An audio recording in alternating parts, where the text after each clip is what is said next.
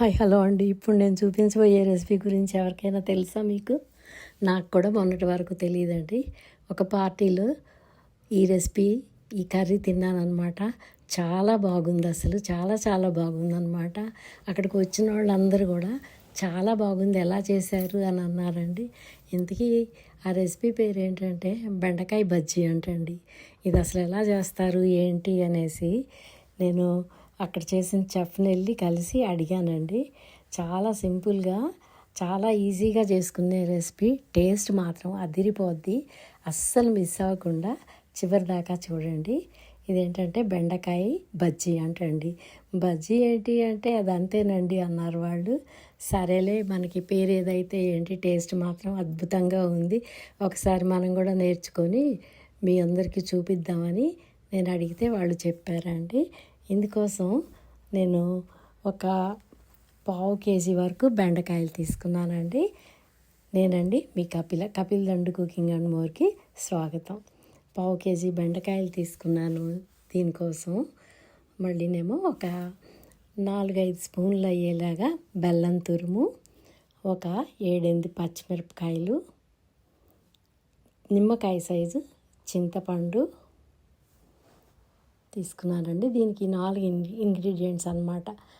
చింతపండు, బెల్లం, ఒక 3 స్పూన్ల వరకు నువ్వులు చాలా ఇంపార్టెంట్ అండి ఈ రెసిపీకి. 3 స్పూన్లు నువ్వులు, 7-8 పచ్చిమిరపకాయలు. ముందుగా నేను బాగా కడిగి పెట్టుకున్నాను. బెండకాయలు ఆరిపోతున్నాయి. ఇప్పుడు పచ్చిమిరపకాయలు నేను మిక్సీ జార్లో వేసుకుంటున్నాను అన్నమాట. తర్వాత అదే ఈ బెల్లం తురిమితే 4-5 స్పూన్ల వరకు వస్తుందండి. 4 స్పూన్ల వరకు వస్తుంది ఆ బెల్లం.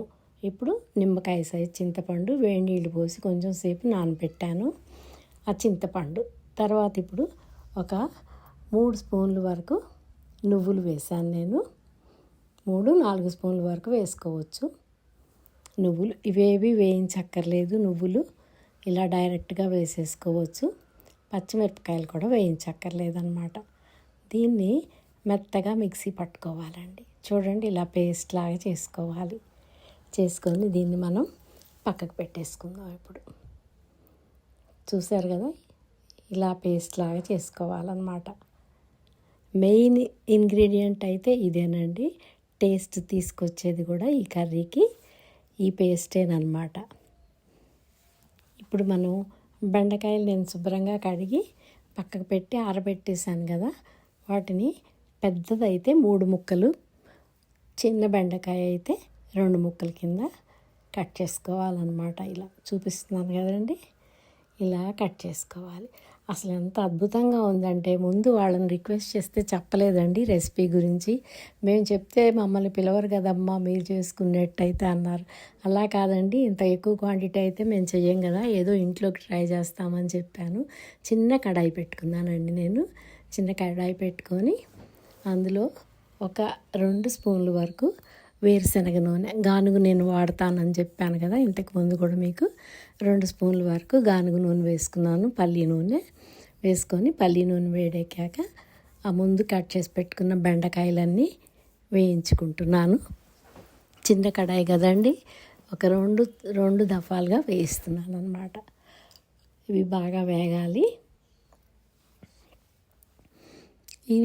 ఇది మాత్రం, ఈ కర్రీ తప్పకుండా ట్రై చేయండి మీరందరూ. లేదంటే మంచి రెసిపీని మిస్ అవుతారనమాట, అంత టేస్టీగా ఉంటుంది.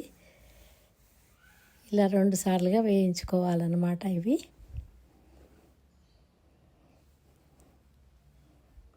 ఇలా వేయించుకున్న దాన్ని తీసి నేను ఒక ప్లేట్లోకి షిఫ్ట్ చేసుకుంటాను. ఈ బెండకాయల్ని 2 విడతలుగా వేయించుకుంటున్నానని చెప్పాను కదండి.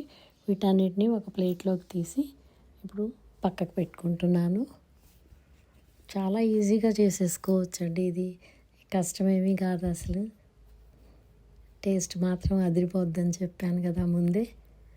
ఇప్పుడు ఇదే కడాయిలో ఆయిల్ మిగిలిపోయింది కదండి, ఆయిల్లో నేను తాలింపు పెట్టుకుందాము. ఇప్పుడు ఈ తాలింపులో మనం కొంచెం పచ్చిశనగపప్పు వేసుకోవాలండి. మామూలు తాలింపుల్లో అయితే పచ్చిశనగపప్పు వేయము, ఇందులో మాత్రం కొంచెం పచ్చిశనగపప్పు, 1 స్పూన్ వరకు పచ్చిశనగపప్పు వేసాను. తర్వాత ఇవి కొంచెం బాగా కరకరం అనేట్టు వేయించుకోవాలి. వీటిల్లో కొంచెం ఆవాలు,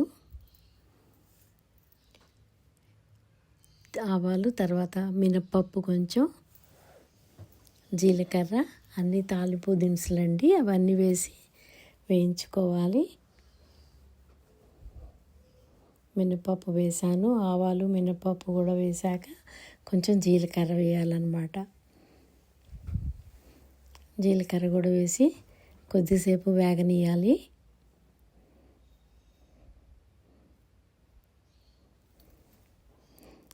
ఇందులో ఒక 3-4 ఎండుమిరపకాయలు తుంచి వేసుకోవాలి. ఎండుమిరపకాయలు కూడా వేగిపోయాక కొంచెం కరివేపాకు, ఇంగువ వేయాలండి.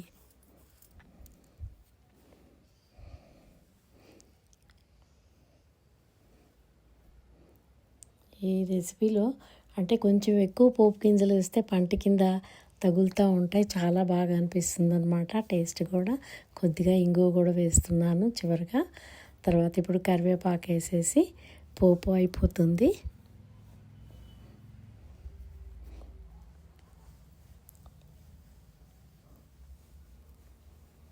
ఈ తాలింపులోనండి మనం పేస్ట్ చేసి పక్కకు పెట్టుకున్నాం కదా